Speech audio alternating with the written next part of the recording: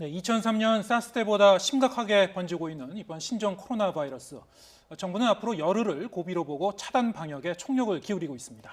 내일부터는 중국 후베이성을 거친 외국인의 입국도 금지하기로 했는데 실효성에 의문도 제기됩니다. 국내 세 번째 확진 환자가 격리돼 치료를 받고 있는 한양대 명지병원 가정의학과 신현영 교수와 함께 자세한 이야기 나눠보겠습니다. 안녕하십니까? 안녕하세요. 예, 조금 전에 저희 당국의 브리핑 봤습니다만 최근 들어서 한 나흘 동안 매일 이제 확진 환자가 나오다가 오늘은 이제 다행히 불행 중 다행으로 추가적인 확진자는 없었습니다. 아직까지는 없죠. 네, 근데 정부는 이제 앞으로 한 일주일에서 열흘 정도는 이제 고비를 보고 있는 것 같은데, 자 하나하나 이슈 짚어보겠습니다. 자 일단 무엇보다 지금 교수님이 계신 명지병원이 이제 3번 확진자가 치료를 받고 있는 곳이죠? 예, 맞습니다. 예, 지금 현재 환자의 상태는 어떻습니까? 환자는 초반에는 미열로 내원했던 바가 있고요. 입원 중에 폐렴이 진단이 되었고 네. 그래서 지금은 폐렴에 대한 집중적인 치료를 받고 있는 상황이지만 아직까지는 열이 심하게 나거나 다른 뭐 호흡 곤란이 등 여러 가지 급박한 증세는 전혀 없고 매우 안정적으로 치료를 받고 있다라고 말씀드리겠습니다. 예. 근데 지금 의료진들도 감염이 될 수 있는 상황인 거잖아요. 어떻게 치료를 하고 그렇죠. 있습니까? 환자랑 아무래도 접촉하는 의료진들의 가장 밀접한 접촉자가 될 수 있기 때문에 네. 항상 그런 사실을 유념해 두고 최대한의 그 방호 그리고 이런 장치들을 하고 있는데요. 실제로 정기적으로 들어가서 식사를 건네고 검체를 채취하고 환자 상태를 점검해야 되는 의료진들이 있기 때문에 최소한의 간호 인력 그리고 의사 인력을 정해놓고 그분들만 들어갈 수가 있는 상황이고요. 더더욱이 출입할 때는 마스크, 고글 그리고 보호 여러 가지 옷들을 네. 충분히 보호한 상태에서 들어가고 있습니다. 그렇기 때문에 아직까지 그런 우려는 사실 저희가 메리스에서도 경험을 해봤기 때문에 크게 하시지는 않아도 되지만 항상 이런 감염에 노출될 수 있다는 스트레스 이런 것들에는 항상 주의를 하고 있는 부분이 있습니다. 예. 저희 명지병원에도 이제 선별 진료소가 이제 설치가 된 거죠. 예, 맞습니다. 네.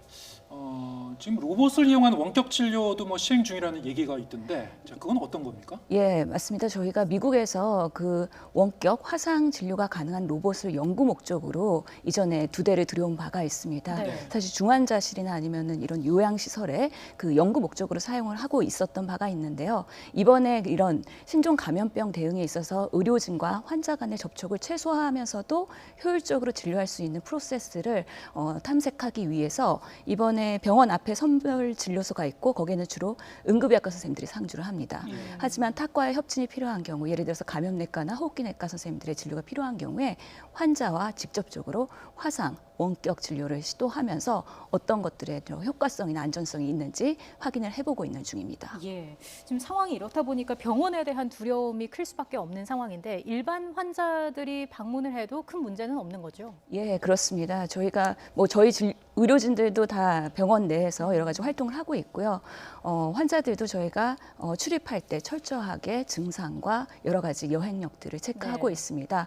그만큼 의심이 되거나 뭔가 위험 요소가 있으신 분이라면 선별시설로 가기 때문에 병원 내에서의 그런 뭔가 바이러스나 이런 거에 노출에 대한 우려는 없을 수 있지만 그럼에도 불구하고 이럴 때는 꼭 필수 진료를 받으셔야 되는 환자분들이 주로 이용하시는 것도 하나의 방법이다라고 말씀드리겠습니다. 네. 자, 이제 앞으로 이 바이러스가 뭐 어떻게 확산될지가 정말 이제 관심사인데. 예. 자, 오늘 오전에 박능우 보건복지부 장관이 앞으로 일주일에서 열흘이 이제 고비라고 말을 했습니다. 자, 일주일에서 열흘이라고 하면은 이게 뭐 잠복기를 감안한 건가요? 좀 어떻게 설정한 걸로 보십니까? 글쎄요, 어떤 기준으로 말씀하셨는지는 좀 더 파악을 해봐야 되겠습니다만 지금 이제 보건복지부가 내일부터 이런 환자 사례 정의 그리고 접촉자 관리 이런 것들을 할 예정이잖아요. 네. 그리고 그런 검사하는 대상들에 대한 적용도 확대할 가능성이 높습니다. 네. 왜냐하면 이미 무증상 감염에 대해서 인정을 했기 때문에 증상이 있는 사람만 검사하는 것들이 사실은 조금 더 소극적인 검사 방법이지 않았을까에 대한 비난인데요. 그런 만큼 앞으로 검사 대상들이 확대가 되면 진단자들은 늘어날 가능성이 있거든요. 예. 그만큼 지금 15명에서 멈추고 있긴 하지만 예. 더 증가할 것을 예상해서 이것이 언제 더 적극적인 대응 방안에 대해서 효과를 발휘할지에 대한 그런 예상 시기가 아마 뭐 일주일에서 열흘 정도로 판단하지 않으셨을까 생각해 봅니다. 예, 지금 논란이 되고 있는 부분도 좀 짚어보겠습니다. 뒤늦게 확진 판정을 받은 중국인이 제주에서 해열제를 산 것으로 지금 알려지고 있는데 신종 코로나 바이러스의 경우에도 해열제를 먹으면 열이 좀 떨어지는 건가요? 그럴 수 있습니다. 보통 코로나 바이러스가 우리 감기 바이러스의 가장 원인이지 않습니까? 예. 그렇기 때문에 특히 이번 신종 코로나 바이러스의 특징은 증상이 약하다는 겁니다. 단순한 미열은 사실 본인이 못 느낄 수도 있습니다. 기침, 가래가 강하지 않은 경우에도 확진이 되고 있기 때문에 네. 이런 증상들은 충분히 감기약이나 해열제로도 조절이 가능한 부분이 있죠. 그럼 예. 그렇게 되면은 검역에는 뭐 좀 어려운 부분이 생기는 거 아닙니까? 예, 그렇기 때문에 지금 100% 검역을 잘 하고 있느냐에 대해서는 그렇지 않다라고 말씀드릴 수 있는 거죠. 더더욱이 우한 교민의 사례에서도 입국하신 분들 대상으로 검사했을 때 증상이 없었는데도 검사했을 때 확진이 되지 않았습니까? 예. 그만큼 증상이 없는 분들도 그 확진이 될 수 있기 때문에 이런 부분에 있어서는 좀 더 어떻게 대응할 건지에 대한 고민 더 필요할 것으로 보입니다. 네. 자, 일단은 뭐 중국에서 오신 분들이 전파한 경우가 많았기 때문에 예. 우리 정부도 내일부터 이제 자정부터죠. 중국 후베이성에서 이제 오는 사람들을 이제 막습니다. 외국인들이 예. 막고. 자, 이게 지금 우한을 비롯한 이제 주변 도시가 이제 이미 봉쇄된 상태이고 바이러스가 이제 중국 전역에 이제 퍼진 상태라 이게 지금 우한과 이제 후베이성만 대상으로 입국 금지를 한 게 과연 이게 충분한 건가? 여러 가지 뭐 의견이 좀 분분한 것 같습니다. 어떻게 보시는지요? 예, 의학적으로는 이렇게 신종 감염병이 국제적으로 전파되는 원인의 가장 큰 원인이 교통 통신의 발달입니다. 예. 그렇기 때문에 이런 것들을 제한하는 것 자체가 의학적으로는 근본적인 예방 차단법인 것이죠. 예. 그러면서 지금 중국의 상황에서의 후베이성 외에도 다른 지역들로 전적으로 확산된 상황에서 후베이성만 제한한다. 그거는 조금 소극적인 대응이라고 할 수 있지만 예. 지금 그것을 함으로써 정책의 실효성을 보고 그다음에 필요하다면 좀 더 확대할 가능성이 있다고 하니까 네. 한번 지켜봐야 될 부분이라고 생각이 듭니다. 일단 지금까지 상황으로 봤을 때는 이번 조치가 의학적으로는 충분한 상황이다라고 보시는 건가요? 꼭 그렇지는 않습니다. 그 지역 외 다른 중국인들은 그럼 어떻게 할 것이냐라는 네. 부분에 있어서는 우리가 아직은 무방비인 거나 마찬가지거든요. 예. 그렇기 때문에 발생하고 빠르게 조기 진단해서 격리하는 것도 중요하긴 하겠지만 예. 이 원인이 될 수 있는 부분들을 어떻게 우리가 막을 수 있을지 선제적으로 해야 되는데 지금 중국인들은 이제 입국할 때 그런 공항에서의 그런 입국 절차도 다른 동선으로 하기로 했고 특히 입국해서도 연락처나 숙소가 명확해야 되는 거를 검증하기로 했고 그런 강화 정책을 했기 때문에 이런 것들로 과연 컨트롤이 될 것이냐에 대해서 한번 정부가 지켜볼 거라고 생각이 듭니다. 네. 사실 뭐 후베이성에서 다른 지역을 거쳐갖고 또 오는 사람도 있을 수 있기 때문에요. 그렇죠. 예. 근데 본인들이 확실하게 입국하면서 신고를 하지 않으면은 협조를 하지 않으면은 좀 한계도 있을 것 같아요. 그렇습니다. 지금도 우한에서 입국자 중에서 수십 명이 위치나 연락이 안 닿는다고 되어 있지 않습니까? 예. 그분들이 정말 증상이 없이 건강하길 바라야 하겠지만 자가 신고를 하기 전까지는 저희가 확인할 수가 없는 상황이거든요. 예. 그렇기 때문에 이런 분들이 최소화될 수 있도록 하는 대응이 중요할 것 같다는 생각이 듭니다. 예. 이번 신종 코로나 바이러스가 확산하면서 가장 많이 언급됐던 단어 중에 하나가 바로 무증상 감염이 아닐까 싶은데 이 부분에 대해서도 좀 여쭙겠습니다. 정부와 WHO가 무증상 전파 가능성을 일단 인정을 했습니다. 이게 예. 무증상 전파라는 게 정확히 어떤 의미인지 한번 정리를 해주시죠. 말 그대로 증상이 없을 때도 감염이 될 수 있다는 의미인 거죠. 우리가 네. 잠복기 감염이랑은 조금 헷갈릴 수가 있는데요. 잠복기라는 건 바이러스가 내 몸에 들어와서 이게 증식을 하는 데까지 시간이 걸립니다. 그래서 증식이 되기 전까지는 검사를 해도 양성이 나오지 않는 거죠. 예. 그렇기 때문에 바이러스 증식도가 낮아서 전파력이 없는 건데 이 무증상 감염이라고 하는 거는 그럼에도 불구하고 바이러스는 충분히 증식을 했는데 증상이 나타나지 않는 상태를 얘기하는 거거든요. 검사에서는 확진이 될 수 있지만 증상이 없기 때문에 그런 분들을 검사를 어떤 식으로 접근해서 할 것이냐에 대한 시스템이 중요하다는 의미가 되겠습니다. 실제로 중국에서도 그런 사례들이 보고가 됐고 네. 독일에서도 그 공신력 있는 의학 저널에서 이렇게 증상이 없는 중국인과 미팅을 한 독일인 2명이 다 감염이 됐기 때문에 또 이분이 다른 독일인들을 또 2차 감염을 시켰기 때문에요. 그런 것들에 대한 사례 보고가 있기 때문에 아직 의학적으로는 충분히 근거가 충분하다고 말할 수는 없지만 가능성을 염두에 두고 보수적으로 우리가 대응을 해야 되겠다라는 중요한 메시지인 것 네, 같습니다. 그러니까 이제 무증상이라는 거는 잠복기를 지나서 예. 나중에 이제 발현이 전혀 안 되는 게 아니고 발현되기 직전에 어떤 일정 기간에서 특별한 뚜렷한 증상은 없지만은 또 전파력을 가질 수 있는 뭐 그런 상태를 말하는 것 같군요. 예, 그렇게 생각하시면 되겠는데요. 실제로 증상은 사람마다 다양하게 나타날 수가 있거든요. 예. 실제로 감기 바이러스가 내 몸에 들어왔을 때도 증상 없이 그대로 지나가서 걸렸는지도 모르는 사람도 네. 있고요.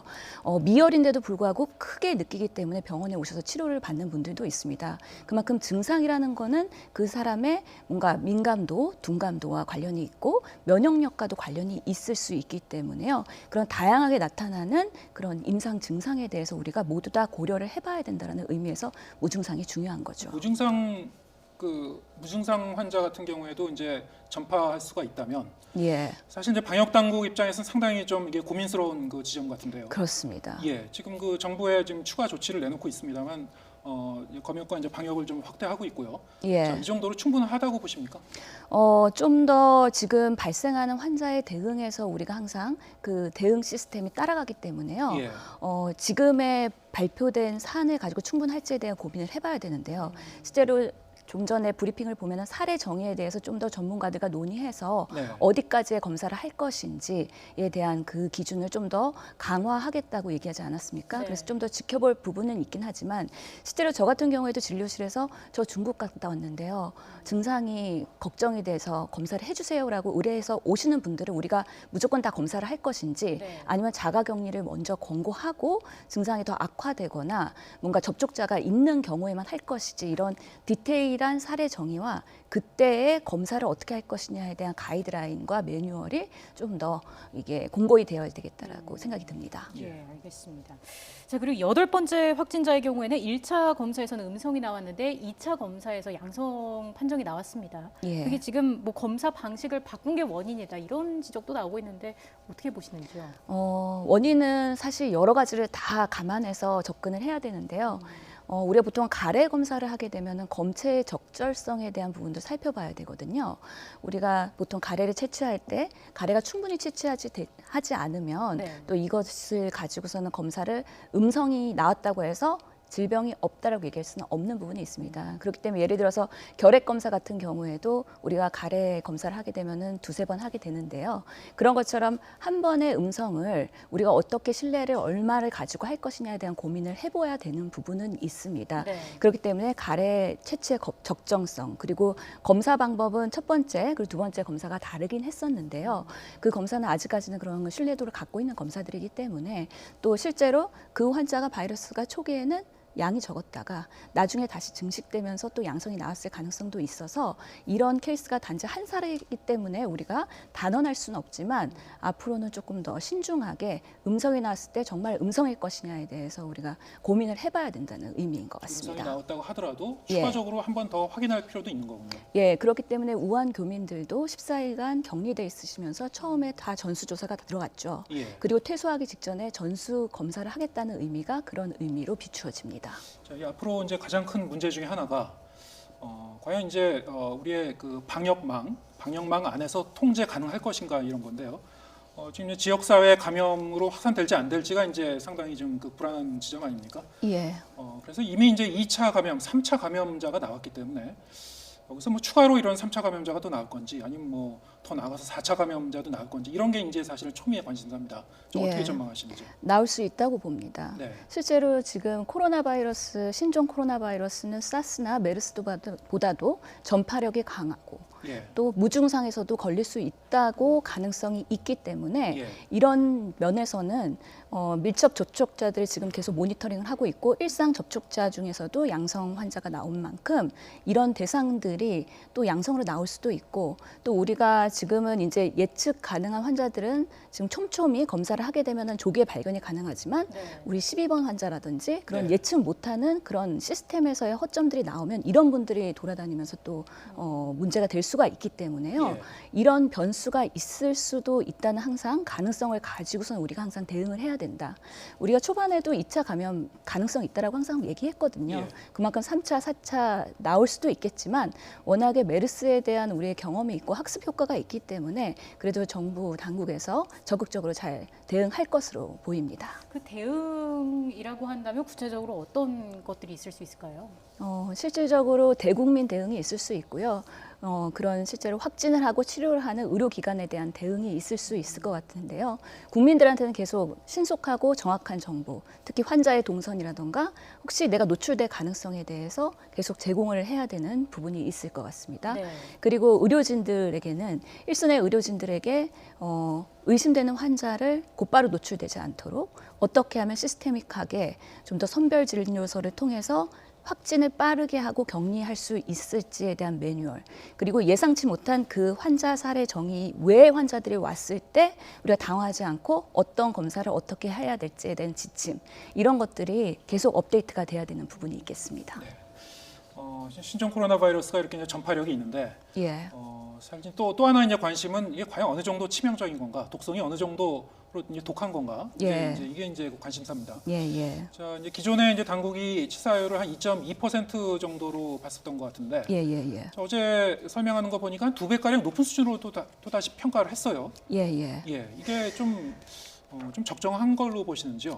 아직까지 치사율을 얘기하기에는 너무 빠른 시기인 거죠. 그만큼 예. 그 누구도 단언할 수 없다고 보겠습니다. 중국도 계속 사망자가 늘어나고 있거든요. 예. 그리고 앞으로 더 얼마나 늘어날지 뭐 금년 상반기에는 계속 그 피크가 될 거라는 얘기가 있는 만큼 치사율이라는 건 항상 그 사태가 끝난 다음에 정확한 수치를 그렇죠. 확인할 예. 수가 있겠죠. 그런 만큼 지금은 계속 올라갈 가능성이 있는 부분이 있겠습니다. 네. 하지만 아직까지는 사스나 메르스보다는 치사율이 높지는 않기 때문에, 그리고 중국에서의 그런 초기의 대응이 열악했기 때문에 사망자들이 속출하고 있는 거고요. 우리나라의 환자들 15명은 상대적으로 안정적이라고 하고, 사실 중국 외 다른 나라에서의 환자들은 필리핀을 제외하고는 사망자가 없지 않았습니까? 예. 그만큼 의료 대응과 기관의 수준에 따라서 치사율은 많이 달라질 수 있을 거라고 그런데 생각이 일반적으로 듭니다. 봤을 때는요. 예. 지금 전파력이 이제 강하면 독성은 좀 떨어지는 겁니까? 꼭 그렇다고 할 수 없습니다. 예. 보통 감기 바이러스 같은 경우에는 쉽게 걸리면서 그 독성이 약하기 때문에 그렇게 생각할 수 있는데요. 예. 독감의 경우에도 매년 변종되는 바이러스, 인플루엔자 바이러스 때문에 우리가 독감에 걸리고 예. 쉽게 또 이렇게 전염이 되지 않습니까? 예. 그러면서 독감으로 인한 여러 가지 합병증이나 사망률도 있기 때문에 일반적으로 그렇다라고 얘기하기는 쉽지 않을 것 같습니다. 변이를 또 일으키기 때문에 그렇군요. 예, 그렇습니다. 지금 신종 코로나 바이러스가 언제까지 확산할 것인가 이 부분도 관심인 상황입니다. 어떻게 보시는지요? 우선 중국은 계속 당분간은 증가할 것으로 보이고요. 우리나라의 경우에는 이 중국의 유입 인구를 줄임으로써 분명히 효과가 있을 거라고는 생각이 듭니다. 네. 이제 내부에서의 그런 바이러스에 뭔가 빠르게 조기 진단하고 대응하는 부분이 얼마나 이 경과와 우리 그 바이러스 전파를 컨트롤할 수 있는 결과를 가져올지 좀 더 지켜봐야 되는데요. 그래도 말씀드린 것처럼 우리나라에서는 그런 경험이 있기 때문에 좀 더 적극적으로 하고 있고 그런 부분에서는 크게 걱정 안 하셔도 되지 않을까 생각을 해봅니다. 하지만 그럼에도 불구하고 우리가 감염 그리고 생명 그리고 이런 건강 관련해서는 항상 보수적으로 접근하는 게 맞거든요. 네. 예. 그만큼 우리가 항상 위험성은 예측하면서 대비해야 된다고 말씀드리겠습니다. 정부의 이제 철저한 방역도 중요한데 이제 개인 차원의 예. 생활 수칙을 잘 지키는 게 무엇보다 중요할 것 같아요. 예. 그런데 이제 지금 뭐 마스크 잘 쓰고 손 자주 잘 씻고 이게 중요한데 지금 사실 가게 같은 데 가봐도 마스크 떨어진 데도 많고요. 손 예. 그 세정제 구하기 어려운 데도 많거든요. 이런 경우에 그냥 첫 마스크를 빨아서 쓰게 되면 어떻습니까? 효과가?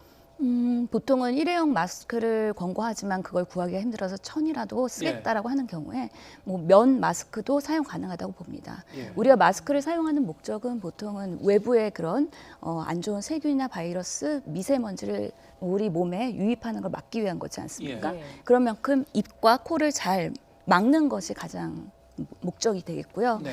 뭐 마스크 중에서도 여러 가지 KF라는 필터 기능이 있는 보건 마스크가 가장 좋을지는 모르겠지만 네. 아직까지는 꼭 그런 것들을 모든 사람들이 써야 되는 상황은 아니기 때문에 일회용이든 천 마스크든 깨끗하게 위생 관리를 하면서 코와 입을 다 가리고 사용하는 것을 권고하겠습니다. 반드시 KF80 이상을 써야 되는 건 아닌가요?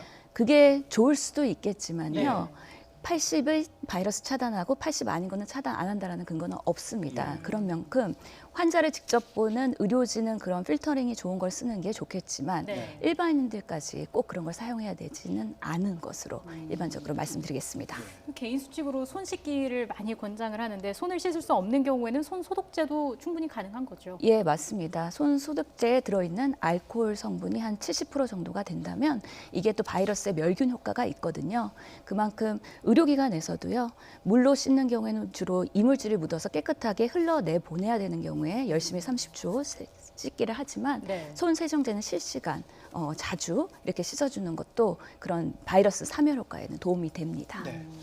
자, 근데 이제 오늘 외신에 보면요, 이탈리아에서 이제 신종 코로나 바이러스 분리에 성공했다 뭐 이런 소식이 있었어요. 예. 자, 이게 좀 어떤 의미가 있는 겁니까? 예, 다행인 것은 지금 전염병들이 계속 이렇게 창궐을 하고 있는데 예. 의학의 기술 발달도 점점 빨라지고 있다는 거죠. 그래서 이런 신종 코로나 바이러스의 유전자 분석이 시행이 되고 그거에 따라서 분리를 성공했다는 이야기인 것으로 보이는데요.